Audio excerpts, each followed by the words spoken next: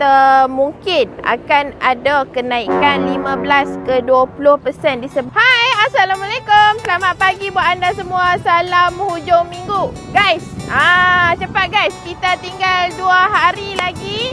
Dah tak lama dah. 2 hari saja lagi, hari ni dan esok. So cepat hampa. Cepat datang ke Husman Furniture sekarang. My Grab kita punya ready stock item.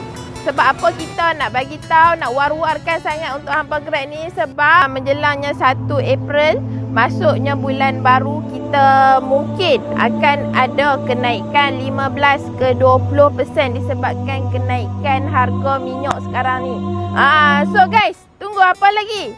Jangan lepaskan peluang 2 hari ni. 2 hari sahaja lagi untuk Grab kita punya special promosi Aidilfitri. 2 hari lagi hampa.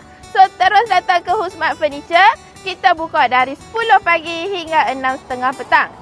So ingat perabot, ingat Husman Furniture.